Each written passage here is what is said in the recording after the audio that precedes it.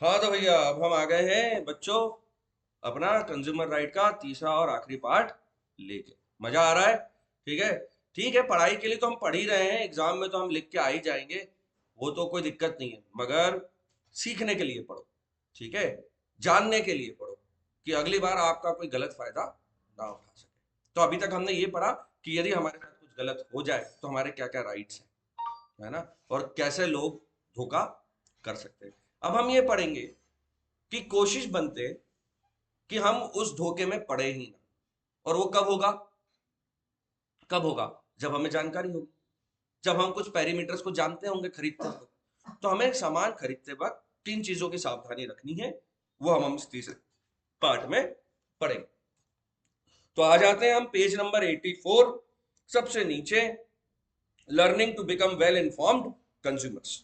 एक एक लाइन पढ़ के मैं आपको समझा रहा हूं, ठीक है?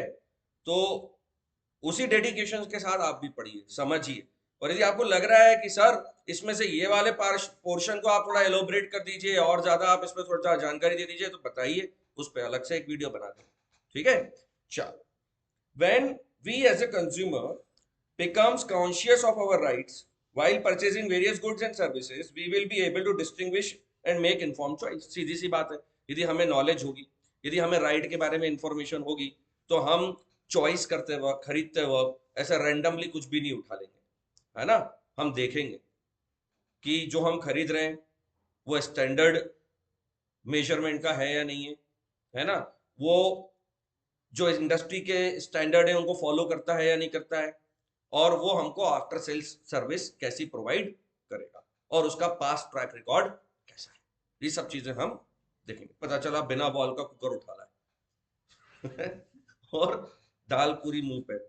ठीक है, calls for acquiring the knowledge and skill to become a well informed consumer।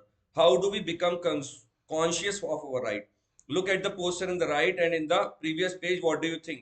ठीक है, तो एक में गांधी जी चरखा चला रहे हैं, नीचे लिखा है जागो ग्राहक जागो, और प्रीवियस पेज पे लिखा है जागो ग्राहक जागो, पानी है, पानी की जगह सांप बैठा हुआ है। Ensure consumer right to healthy environment as against air pollution, water pollution, noise pollution. तो ये तीनों चीजों के बारे में बताया गया है ना। The enactment of COPRA has led to the setting up of separate departments of consumer affair in central state। अब एक ही डिपार्टमेंट नहीं है, अब उसके अंदर भी, है ना, कोपरा बनने के बाद वो जहां हम कंप्लेन करते हैं उसमें भी अलग अलग डिपार्टमेंट हैं जो अलग अलग टाइप की आपकी कंप्लेंट्स को सॉल्व करते हैं। The poster that you have seen are one example through which government spread information, है ना। अब ये गवर्नमेंट भी का ही काम है कि वो उनको लोगों को अवेयर करवाना, है ना, और इस तरीके से अवेयर करवाना कि जो इलिटरेट लोग भी हैं उनको भी समझ में आए कि हमें क्या चीजों का ध्यान रखना है एक प्रोडक्ट खरीदते वक्त। You might also seeing such advertisement on television channels, और ये हर जगह, न्यूज़पेपर में भी देते हैं वो ऐसे एडवर्टीजमेंट, और टेलीविजन में भी देते हैं। ISI and Agmark. While buying many commodities, on the cover you might have seen a logo with the letter ISI, Agmark, hallmark और +F, है ना। ISO सर्टिफिकेशन होता है, 5 स्टार रेटिंग होती है, बहुत सारे होते हैं। These logos and certification help consumer get assured of quality while purchasing the goods। अब ये क्यों दिए जाते हैं सर्टिफिकेशन?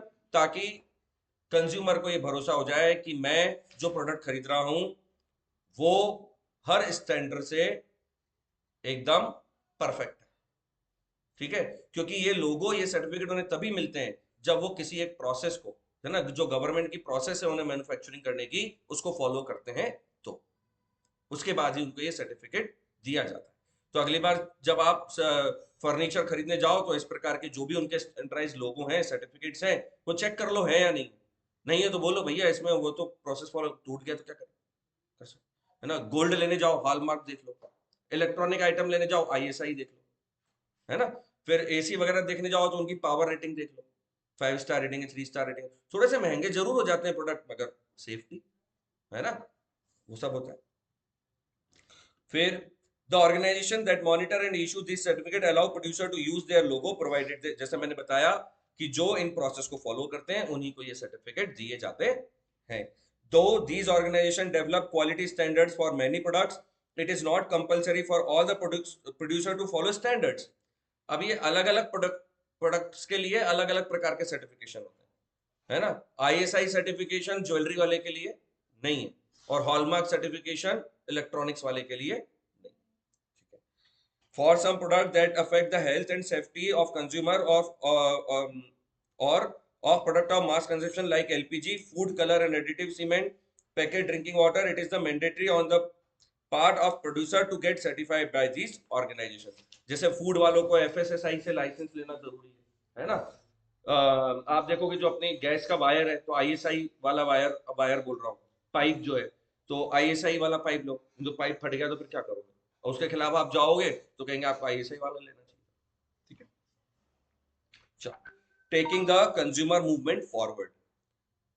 अब इस मूवमेंट को हम कैसे आगे ले जाए, तो ये जो आप पढ़ रहे हो ये उसी का एक पार्ट है, आपको अवेयर कराया जा रहा है. India has been observing 24 December as national consumer day. बताओ, हमारे यहाँ एक दिन डेडिकेट कर दिया गया है कि 24 दिसंबर को हम क्या बनाते हैं, नेशनल कंज्यूमर डे, यानी क्रिसमस के एक दिन पहले हमारा नेशनल कंज्यूमर डे मनाया जाता है. It was in this day that the Indian parliament enacted the consumer, क्योंकि इसी दिन 1986 में कंज्यूमर एक्ट को लागू किया गया था. India is one of the countries that have exclusive authority for consumer redressal, है ना. The consumer movement in India has made some progress in terms of number of organized groups and their activities. There are today more than 2000 consumer groups in the country, which only about 50-60% are well organized and recognized. तो बहुत बड़ी बात है ये. इस awareness के कारण ही आज 2000 से ऐसी ज्यादा संस्थाएं हैं, इंस्टीट्यूशंस हैं जो कंज्यूमर अवेयरनेस के लिए काम कर रहे हैं, और वो भी ऐसी कंट्री में जहां 50-60% काम अभी भी ऑर्गेनाइज सेक्टर में नहीं होता. They are still done in unorganised. However, the consumer redressal process is becoming cumbersome, expensive and time consuming. मगर ये जो redressal स्कीम है, यानी न्याय की जो प्रक्रिया है, अब ये धीरे धीरे क्या होती जा रही है, जटिल बनती जा रही है, कॉम्प्लेक्स होती जा रही है, और इसमें भी पैसा खर्चा होने लगा है.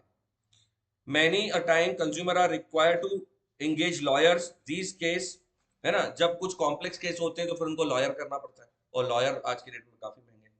ठीक है. Time for filling and attending the commission proceeding etcetera in. अच्छा, टाइम बहुत लगता है. इस अगली डेट दे दी, फिर अगली डेट दे दी. ठीक है. In most purchase case cash memos are not issued, hence evidence is not easy to gather. सबूत नहीं होते हैं क्योंकि बिल नहीं लेते. कैश मेमो मतलब बिल, है ना.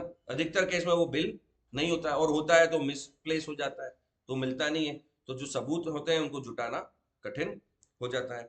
More over most purchase in the market are small retail sales. छोटी छोटी सेल्स होती हैं. The COPRA was amended in the year 2019. तो इन सब समस्याओं को सुलझाने के लिए कोपरा में एक अमेंडमेंट सुधार करा गया. कब करा गया, 2019 में, to further strengthen consumer in India, और वो कंज्यूमर के फेवर में था. Buying through internet is now included. अब आप जो ऑनलाइन परचेस करते हैं वो भी कोपरा के ही अंतर्गत आती है. If there is any service deficiency or defective product, service provider or manufacturer is also held responsible and would be penalized or even imprisoned. अब केवल मैन्युफैक्चरर नहीं, जो सर्विस प्रोवाइडर है ना, जो सामान को आप तक पहुंचा रहे हैं, उनके ऊपर भी आप केस कर सकते हो यदि आपको सर्विस पसंद नहीं आ रही है या उसमें कोई डिले हो रहा है. Settlement of dispute with the help of a neutral intermediary outside the Consumer Dispute Redressal Commission called mediator is now encouraged. और अब कोर्ट में बहुत केसेस हैं, है ना. रिड्रेसल कमीशन के पास केसेस ज्यादा है, टाइम लग रहा है, तो उन्होंने एक और मैकेनिज्म अपनाई है कि कोर्ट के बाहर सेटलमेंट हो, है ना. और उसके लिए क्या बनाया जा रहा है, मीडिएटर को अपॉइंट किया जा रहा है, जो दोनों पार्टीज में, कंज्यूमर एंड प्रोड्यूसर के बीच में समझौता करवाते हैं. इन 3-tier consumer commission, after more than 30 years of enactment of COPRA, consumer awareness in India is spreading but slowly. Besides this, the enforcement of laws that protect workers, especially in the unorganized sector, is weak. ठीक है. तो धीरे धीरे ही सही, मगर consumer awareness बढ़ रही है. मगर एक जो सेक्टर जहां पे अभी भी ये लॉ काफी कमजोर है, वो है वर्किंग कंडीशंस, है ना, of people in unorganised sector. वहां अभी भी काफी काम किया जाना बाकी है. Similarly, rules and regulations for working of markets are often not followed.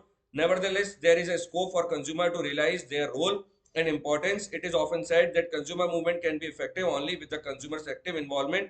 It requires a voluntary effort and struggle involving the participation of one and all.